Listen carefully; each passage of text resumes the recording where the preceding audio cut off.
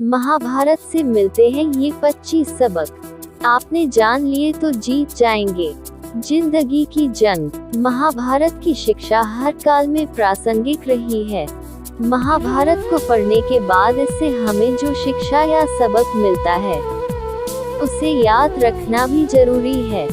तो आओ हम जानते हैं ऐसी ही 25 तरह की शिक्षाएं जो हमें महाभारत, युद्धर और मृत्युंजय पढ़ने पर मिलती हैं।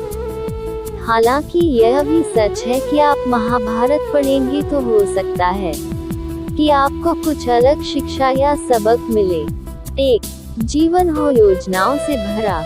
जीवन के किसी भी क्षेत्र में बेहतर रणनीति आपके जीवन को सफल बना सकती है। और यदि कोई योजना या रणनीति नहीं है तो समझो जीवन एक अराजक भविष्य में चला जाएगा जिसके सफल होने की कोई गारंटी नहीं। भगवान श्री कृष्ण के पास पांडवों को बचाने का कोई मास्टर प्लान नहीं होता तो पांडवों की कोई औकात नहीं थी कि वे कौरवों से किसी भी मामले में जीत जाते। 2. संगत और पंगत हो अच्छी। कहते हैं कि जैसी संगत वैसी पंगत और जैसी पंगत वैसा जीवन। आप लाख अच्छे हैं लेकिन यदि आपकी संगत बुरी है तो आप बर्बाद हो जाएंगे। लेकिन यदि आप लाख बुरे हैं और आपकी संगत अच्छे लोगों से है और आप उनकी सुनते भी हैं तो निश्चित ही आप आबाद हो जाएंगे। कौरवों के साथ शकुनी जैसे लोग थे जो पांडवों के साथ कृष्ण, शकुनी मामा जैसी आपने संगत पाल रखी है तो आपका दिमाग चलना बंद ही समझो। 3. अधूरा ज्ञान घातक। कहते हैं कि अधूरा ज्ञान सबसे खतरनाक होता है। इस बात का उदाहरण है अभिमन्यु। अभिमन्यु बहुत ही वीर और बहादुर योद्धा था लेकिन उसकी मृत्यु जिस परिस्थिति में हुई उसके बारे में सभी जानते हैं। मुसीबत के समय यह अधूरा ज्ञान किसी भी काम का नहीं रहता है। आप अपने ज्ञान में पारंगत बने। किसी एक विषय में तो दक्षता हासिल होना ही चाहिए। 4. दोस्त और दुश्मन की पहचान करना सीखें। महाभारत में ऐसे कई मित्र थे जिन्होंने अपनी ही सेना के साथ विश्वासघात किया। ऐसे भी कई लोग थे जो ऐन वक्त पर पाला बदल कर कौरवों या पांडवों के साथ चले गए। शल्य और युयुत्सु इसके उदाहरण हैं। इसीलिए कहते हैं कि कई बार दोस्त के भेष में दुश्मन हमारे साथ आ जाते हैं और हमसे कई तरह के राज लेते रहते हैं। कुछ ऐसे भी दोस्त होते हैं जो दोनों तरफ होते हैं, जैसे कौरवों का साथ दे रहे भीष्म, द्रोण और विदुर ने अंततः युद्ध में पांडवों का ही साथ दिया। 5. हथियार से ज्यादा घातक बोल वचन। महाभारत का युद्ध नहीं होता यदि कुछ लोग अपने वचनों पर संयम रख लेते। जैसे द्रौपदी यदि दुर्योधन को अंधे का पुत्र भी अंधा नहीं कहती तो महाभारत नहीं होती। शिशुपाल और शकुनी हमेशा चुभाने वाली बातें ही करते थे लेकिन उनका हश्र क्या हुआ ये सभी जानते हैं।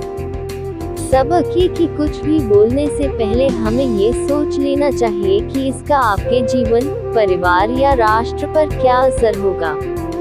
6. जुए सट्टे से दूर रहो।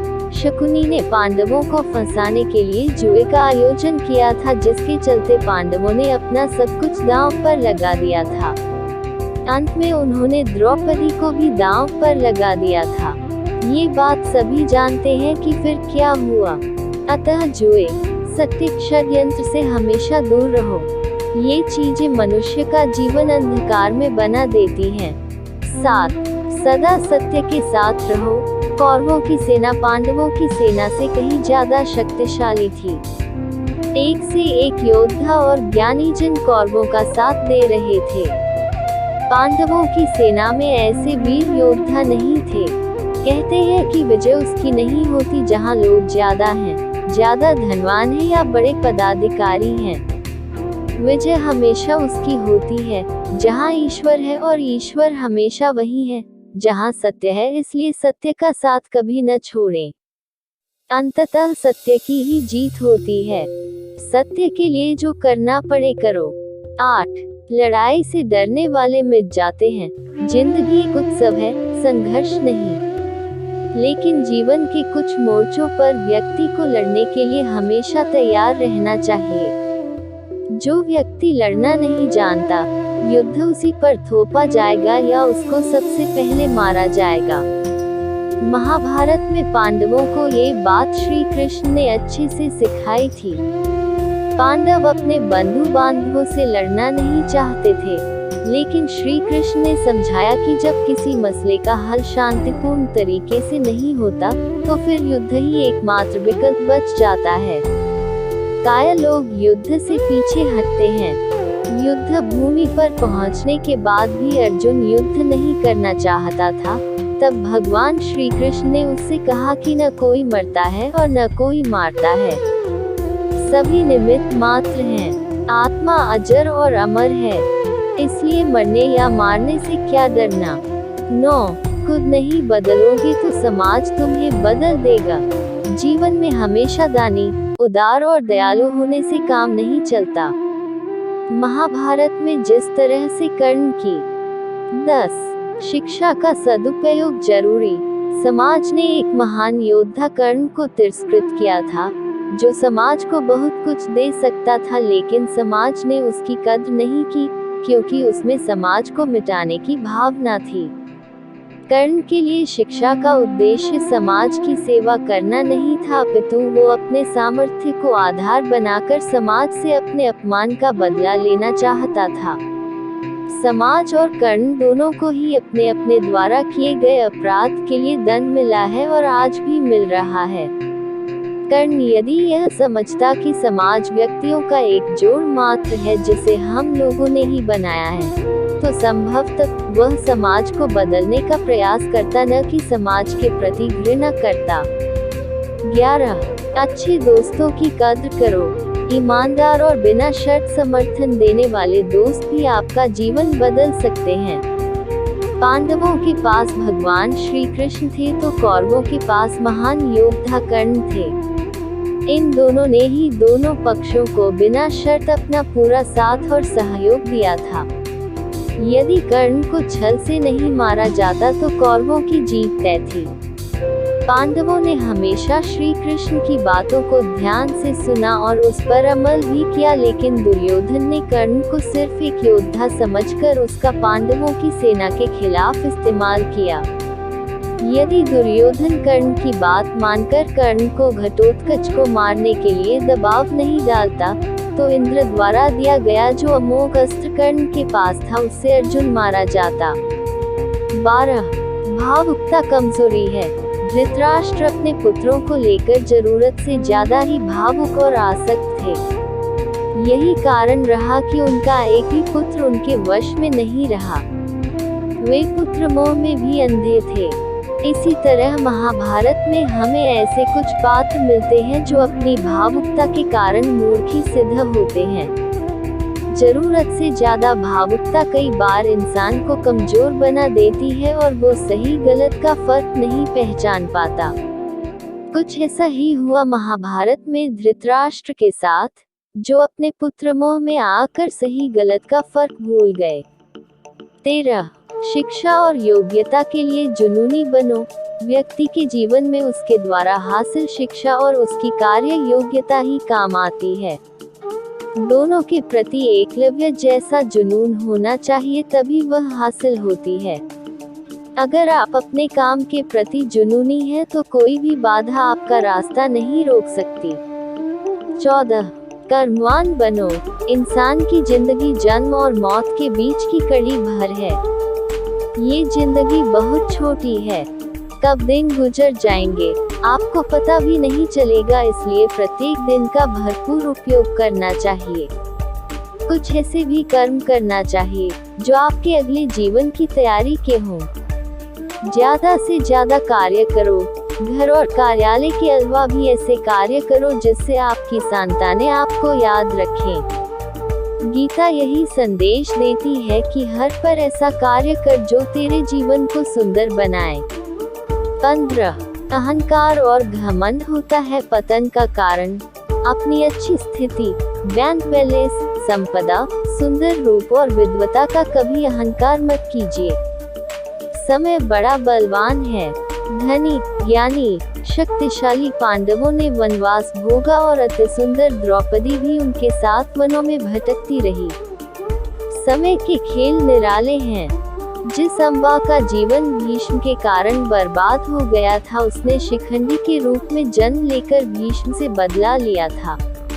महाभारत में ऐसे कई उदाहरण हैं जिनसे ये प्रेरणा मिलती है कि घमंड को पतन का कारण बनने में देर नहीं लगती है। 16. कोई भी संपत्ति किसी की भी नहीं है। अत्यधिक लालच इंसान की जिंदगी को नर्क बना देता है। जो आपका नहीं है उसे अनीतिपूर्वक लेने, हड़पने का प्रयास न करें। आज नहीं तो कल उसका दंड अवश्य मिलता है। भगवान श्री कृष्ण कहते हैं कि आज जो तेरा है कल बीता हुआ कल किसी और का था और कल आने वाला कल किसी और का हो जाएगा। अतः तू संपत्ति और वस्तुओं से आसक्ति मत पाल, ये तेरी मृत्यु के बाद यहीं रखे रह जाएंगे। अर्जित करना है तो परिवार का प्रेम और अपनत्व अर्जित कर, जो हमेशा तेरे साथ रहेगा। 17. ज्ञान का हो सही क्रियान्वयन। शिष्य या पुत्र को ज्ञान देना माता पिता व गुरु का कर्तव्य है, लेकिन सिर्फ ज्ञान से कुछ भी हासिल नहीं होता। बिना विवेक और सद्बुद्धि के ज्ञान अकर्म या विनाश का कारण ही बनता है, इसलिए ज्ञान के साथ विवेक और अच्छे संस्कार देने भी जरूरी हैं। हमने ऐसे कई व्यक्ति देखे हैं जो है तो बड़े ज्ञानी लेकिन व्यक्तित्व से दब्बू या खब्बू हैं या किसी जंगल में धूनी रिमाकर बैठे हैं। उनके ज्ञान से न तो परिवार का हित हो रहा है और न समाज का। ऐसे लोगों को कहते हैं अपने मियाँ मिट्ठा, खुद लिखे और खुद ही बाँचे। 18. दंड का डर जरूरी। न्याय व्यवस्था वही कायम रख सकता है जो दंड को सही रूप में लागू करने की क्षमता रखता हो। ये चिंतन घातक है कि अपराध से घ। 19. न्याय की रक्षा जरूरी। न्याय हमेशा उन लोगों के साथ होता है जो शक्तिशाली है या जो न्याय पाने के लिए प्राणपण से उत्सुक हैं। जिन्होंने अपने लिए न्याय मांगा है उनके साथ ईश्वर ने न्याय किया भी है। मांगोगे नहीं तो मिलेगा भी नहीं, ये प्रकृति का नियम है। गुरु द्रोणाचार्य ने कर्ण और एकलव्य के साथ जरूर अन्याय किया था, लेकिन आज दुनिया अर्जुन को सर्वश्रेष्ठ धनुर्धर नहीं मानती, क्योंकि कर्ण और एकलव्य ने हमेशा न्याय की मांग की और अंत में आज दुनिया उन्हें श्रेष्ठ धनुर्धर मानती है। महाभारत हमें सिखाती है कि न्याय की रक्षा करना कितना जरूरी है, लेकिन ये भी एक कटु सत्य है कि न्याय सिर्फ शक्तिशाली लोगों के साथ ही है। 20. छिपे हुए को जानने का ज्ञान जरूरी। ये जगत या व्यक्ति जैसा है वैसा कभी दिखाई नहीं देता, अर्थात लोग जैसे दिखते हैं वैसे होते नहीं, चाहे वह कोई भी हो। महाभारत का हर पात्र ऐसा ही है, रहस्यमयी। छिपे हुए को जानना ही व्यक्ति का लक्ष्य होना चाहिए, क्योंकि ज्ञान ही व्यक्ति को बचाता है।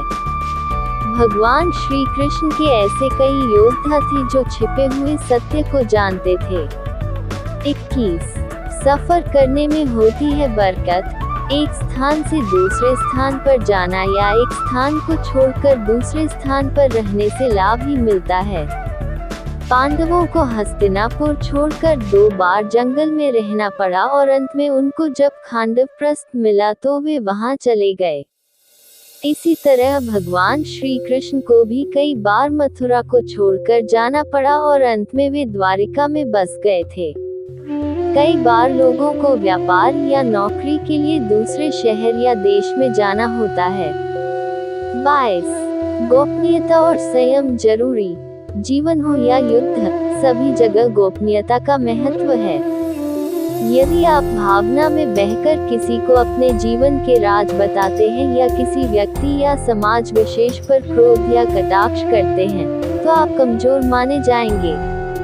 महाभारत में ऐसे कई मौके आए जबकि नायकों ने अपने राज ऐसे व्यक्ति के समक्ष खोल दिए जो राज जानने ही आया था, जिसके चलते ऐसे लोगों को मुंह की खानी पड़ी। दुर्योधन, भीष्म, बर्बरिक ऐसे उदाहरण हैं जिन्होंने अपनी कमजोरी और शक्ति का राज खोल दिया था। 23 चिंता, भय और अशांति है मृत्यु का द्वार। किसी भी प्रकार की चिंता करना, मन को अशांत रखना और व्यर्थ के भय को पालते रहने से मृत्यु आसपास ही मंडराने लगती है।